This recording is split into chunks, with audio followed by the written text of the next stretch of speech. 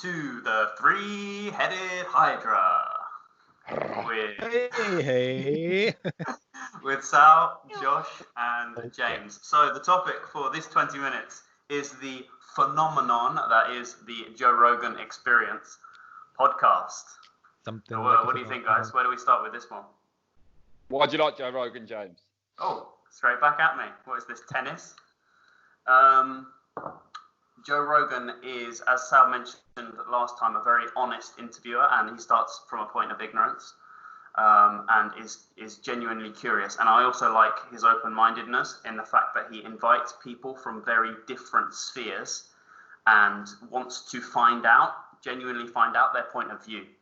He has very, very diverse guests, and I'm not just talking about politically diverse guests on the left and right, of course, but he also has scientists, athletes, friends, comedians.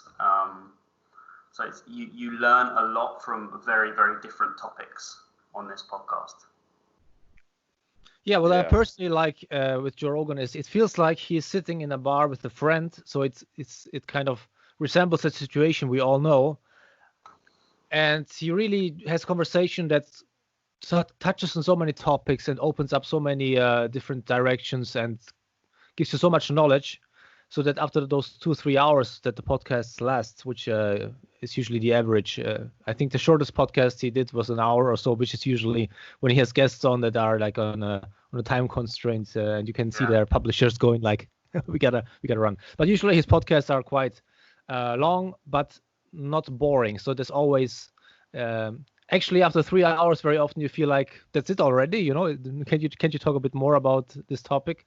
And so the fact that he gives so much space to the other person talking, so they can explain what they actually think and elaborate on their thoughts. I think that's one thing why it has become why I like it and why it has become so popular. So rather than having these kind of 3-minute downsized chunks that you see on television, I don't have a television. I don't have television anymore, so I even watch those television clips on YouTube. But you know, rather than having those where you really learn nothing, where afterwards you feel more angry than before, you learned nothing, and nobody's the wiser. There you have a feeling that actually you got to know the other person's point of view, whether you agree or not, but you feel like you actually got some value out of that conversation. Yeah. What about you, Dan? Could you introduce me to Joe Rogan? Did I really? I think so, yeah. I seem to remember we were both. I remember in Italy when we were doing the no, not in Italy, in Spain when we were doing the Seville Marathon, and I thought we just kind of both discovered that we each other. I'll give you credit. Facts are important. It's all about interpretation. I like what I find I like Joe Rogan for the reasons you said, and it's kind of so he's a bro, isn't he? And he's a fighter, and he is though, isn't he? He's a bro, you know. He's a comedian, and he's a fighter, and then you kind of get on there and you're I don't know. I never really find it. Rogan's not the most interesting person about it, which is probably a good thing. That's probably part of his skill as an interviewer. Because I've never been. I think the first one I ever saw was the first one I ever watched fully was the Russell Brand one, and I was there for Russell Brand, and I didn't particularly like Joe Rogan. And then, not that I disliked him, but do you know what I mean? I was there. I liked Russell Brand more in that interview. And then I think I thought back, and I remember watching a clip of Louis Theroux on Joe Rogan, and I didn't know what the Rogan podcast was. And I remember him saying he was a comedian. See, this is a funny thing about Rogan. I don't think he's that funny. No, I think he's an awful comedian, to be quite frank. But what I find kind of fascinating about him is he seems to have, to me, this is the way it looks, and if you followed Joe Rogan for years as a comedian, then you might not feel this way. But it seems to me like he'd lived a very successful life, but was kind of in not the top of anything, you know. He wasn't the top of it. Well, he was the top martial artist, wasn't he, Taekwondo? He was a comedian that kind of did well, and he had the television series and what have you. And you would have thought that he got to his age of kind of, when did he start the podcast? Maybe when he was 40. Mm-hmm. You wouldn't have thought the best was yet to come. And then he kind of it seems to me that he stumbled across this new platform called, podcasting. And just all his experiences over his life, and this is what we were talking about, Sal, which is probably the next subject we'll talk about, is like all his little interests where he wasn't the best at all of them has come together and formed this perfect blend to make him like, because he's leaps and bounds ahead of any other podcaster, isn't he? Yeah. Oh yeah. But what I mean is he's a bro, and then he gets his guys on who are scientists, and someone like myself who wouldn't naturally be drawn to a scientist, you're there because Rogan's given you the goods, before, and then you think, well, who's this guy? And you put it on and give it a try, and then something really engages you, and then before you know it, you're off on all these other tangents. So all these scientists, I listen to them probably more than Rogan now because I found the first little thing that they said fascinating. So he's kind of a gateway, He can. Yeah. Could I ask? I think that's a really good point. Like Neil deGrasse Tyson, for example, is an astrophysicist, and I would have never stumbled upon him, and I would have never bought or read his book without being introduced by Joe Rogan. But when you said he's a bro, I think that's sort of a unique selling point of his podcast. Why do you think that makes him so compelling? And also, what do you mean by bro? I mean a bro. I don't know. I want to say he can keep up like shallow conversation. He has. It's not always that heavy as the comedians on. And I've got introduced to loads of comedians for him as well. I know, James, you're always turned off by the comedians on the podcast, but I'm not turned. Yeah. And I'm not turned on by them. Put it like that. I suppose it's because of the fighting thing, because he's a certified MMA guy, isn't he? And that's kind of what's a bro? Well, the thing is, it's kind of he's unashamedly masculine, and too often nowadays masculinity gets boxed very, very easily with toxic masculinity. All right, so you need to effeminize your views or effeminize your style because I might be offended by you. And Joe Rogan calls BS to all that, which it is, and he's never offensive in his masculinity, but he's unashamed and he's honest in his masculinity. So he does very stereotypical masculine things. He likes fighting, but he appreciates the art and the creativity around fighting. He does, for example, bow hunting. Okay, he likes to hang out with his buddies and have a few beers. There's nothing wrong with these things. They can become toxic, but Joe Rogan shows us that they don't have to be. That's what I like about him as a sort of a side point. Yeah, Joe Rogan, it's a bit funny. Like as Josh said, he's a bit of a gateway. When I started watching Joe Rogan, I think for me, it was the other way around, as in James's case. Like I think I got to him through Neil deGrasse Tyson, because at the time I was trying to inform myself a bit more about scientific topics, and so I got to get to know Neil deGrasse Tyson better and his works. And through him, basically, I found this video of Joe Rogan, and I didn't in the first video, I didn't even know who Joe Rogan was. Neither was I interested to find out about who he was. But then I think in a different occasion, there was another personality, and so I ended up in Joe Rogan's podcast room one more time, and I was like, hey, there's this guy again. Who's that guy, And so then I realized, okay, because it's hard to understand that he has this whole podcast kind of empire, and that he covers so many topics, because you wouldn't. Yeah, he just looks like your average Joe, no pun intended. He is your average Joe. But exactly. Yeah.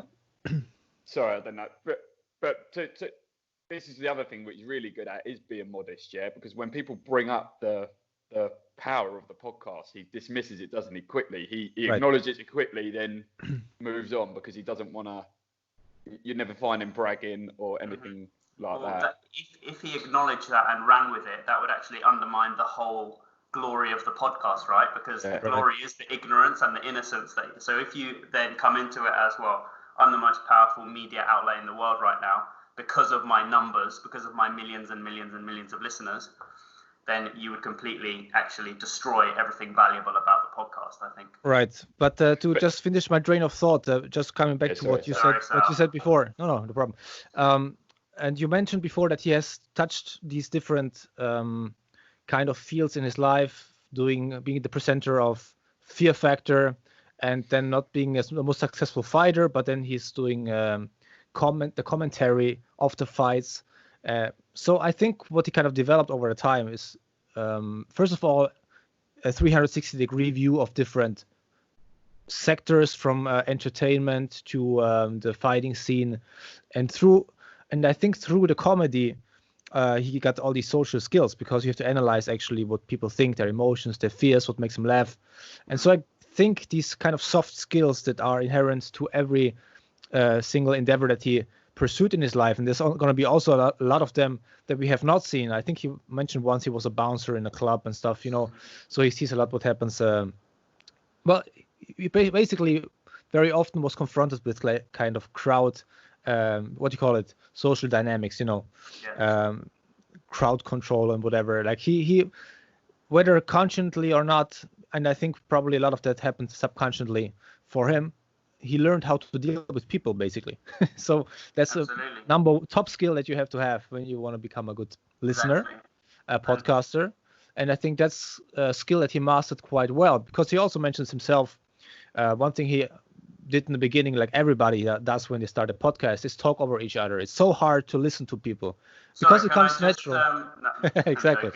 Because it's natural in a bar situation to just listen, but then you interject, because that's the way we are used to. You have to also kind of get your point across, and when you are in a bar, very often you have to be louder and you have to interject. But in a podcast or in an interview situation, that's the last thing you want to do, just as one example.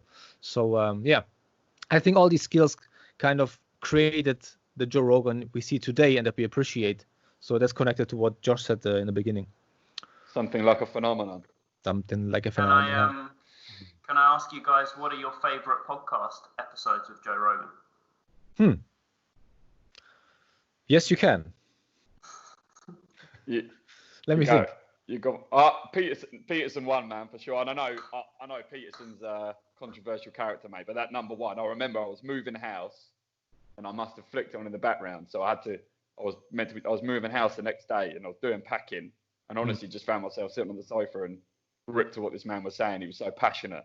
And yeah, Rogan, and I think a lot of maybe through watching a lot of Rogans and knowing he was quite big on atheism, Rogan, and he was still listening. He was letting Peterson have his say and kind of break through. And I don't know, man. Yeah, definitely Peterson number one was the first Peterson is like in the 700s somewhere. Yeah, and it was fresh off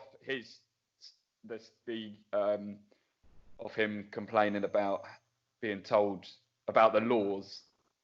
Compelled speech, So it was fresh, and he come out, and he was raw with it, and it was just quality, man. What about you, Sal? Any favorites?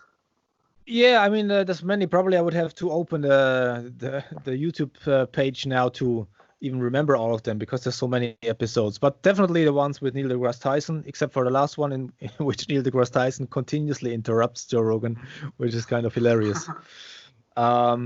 Depends. I mean, look, some episodes I enjoy because I enjoy the personalities. I kind of liked, for example, the episode also with Bill Maher, because you got to see a side of Bill that was a bit different than what you are used to on TV, because there he's this upbeat kind of person all the time, very witty. On Joe Rogan, he seemed much more relaxed. At times, he even seemed to be, tired. So so it was, you saw his human side in a certain way. So I enjoyed that. So many. Sam Harris, of course, depending on the topics. Even, it also depends what to talk about in the end. So it's nice to see the person I like in the studio, but then there's some chunks I like more within those 3 hours very often than others. Some I just enjoy for the entertainment value, even if I do not like the people. Like there's the one with Alex Jones, the last one he did. Like, it's just entertaining, but it's also very disturbing at the same time. So it's kind of like an accident. I enjoy watching it, but I shouldn't. Yeah. That seems to be the base of what Rogan was, though. The Alex Joneses and stuff like that. Like we were saying last time about him, I think conspiracies was a big part of the show in the beginning, and I think the whole Joe Rogan questions everything was a lot to do with that kind of. Because one of his best friends in LA is Eddie Bravo, right? The jiu-jitsu coach, and he's a jiu-jitsu mastermind. And Eddie Bravo is fantastic in many ways, but he also has some crackpot ideas, conspiracy theories. Only some? Many. But the Alex Jones one was a great example of how he brings idea diversity into his podcast studio. Because That's Alex Jones is often just completely blacklisted. I think he's even, correct me if I'm wrong, is he still banned from Twitter? Yeah. I didn't follow the whole thing, but I think he's banned from everything. Which is fine. I mean, I'm not for deplatforming. I'm for listening to people's ideas and debunking them one by one with rational arguments. But Joe Rogan doesn't care. He brings him on, and then he lets the guy talk himself into oblivion. What he's saying is so ridiculous that any reasonable-minded person sees that it's ridiculous. So you don't need to silence people, because when you silence something, you make it like forbidden fruit, right? You make it more attractive. What's behind that door? What's behind that door? And just listen to these people and talk to them with reason and with respect. You don't need to silence them to debunk them, that's for sure. Sal, is there any comedians that you've got into off the back of Joe Rogan? Off the back of Joe Rogan, because there's like a little LA circuit, isn't there, which you tend to... Yeah, I don't know. No, it's also the other way around with comedians. Like I unlike James, enjoy some of the comedian interviews or podcasts. Like Kevin Hart, for example, of course, was a recent one. Beautiful, James. It's so beautiful. It's beautiful, man. Me and James Kevin Hart was on there, I think, live, and I was at James's. Right. And we had it on in the background, and there was a part where Kevin Hart went on a long rant, and Rogan went, "That's beautiful." It comes up with us, you know. Yeah, I mean, I like Kevin Hart's energy. Like he's a soldier. Like he's always high energy and everything. Yeah, he gets stuff done. You know, probably has to do with his body. What's his name? The Rock.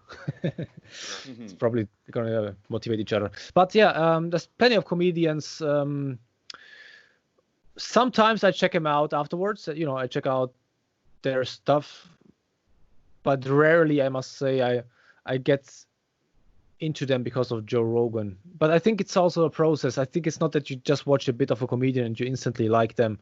I think it builds up, you have to have more time, but the day has 24 hours and I have also other things to do than watch podcasts, episodes on YouTube.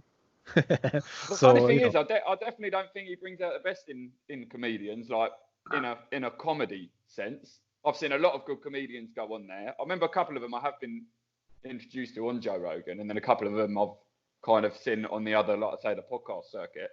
And and Rogan, he kind of blocks their jokes, and it's just weird, You just think it's almost like he doesn't like them being funny, or he has said before that on the show he likes to kind of keep it serious and find out a bit more about the person, which is fair enough, isn't it? It's his show and it's what he's doing. But sometimes it's just it's just kind of they're trying to riff, and Rogan just says, "Oh, are you being serious?" And it's like, man, you're a comedian, aren't you? You've got to surely recognise that he's... That's interesting, isn't it? Because obviously he's met them in a certain context, right? And the context is a stand-up comedy club. So this is your stage, you get your microphone and you do your bits and make us laugh. And then Joe Rogan saying, no, this is a podcast. Now I want to get behind the stage. I want to get backstage in your life and find out a bit about you. And I think a lot of the comedians he has on get confused. I think, but this is just another stage, right? But it's like, no, this is not what we're doing. So there's that sort of very, very polite negotiation about what the point of the podcast is when it's a comedian. But maybe also... I've seen him say that before about not wanting he doesn't like it when people don't switch off, when you can't switch off from being a comedian. But I just think some people are just naturally like that. I would say probably the best comedians are just kind of like all the time, I guess we don't see the side of, the backstage of the comedy store. Maybe very often that's just the way they talk behind the scenes. So maybe we expect them to set up a joke and are sitting there like, hey, he was about to say a bit, but maybe that's just the way they roll, and we just don't know because we don't, of course, not part of the scene. Another one is Patton Oswalt, for example. That's a very peculiar comedian. I think he was also on, was it King of Queens, a TV show? Not quite sure. I remember King of Queens, yeah. Who was he in King of Queens? No, I'm wondering if he was on that show, but maybe I'm confusing maybe I'm confusing it completely. But people like that, like he's also a comedian that I'm aware of. I wouldn't know him by name. Like if you would have brought up the name randomly, I wouldn't know. But seeing his face, I recognize him, and so I enjoy comedians. I enjoy a lot of people on Joe Rogan in the end. Sometimes because of Joe Rogan, and sometimes despite of Joe Rogan being there, to be honest. But he does a good job generally to make him breathe. And just as a quick side track to the point that James made before, I'm all for free speech and everything. I guess it's difficult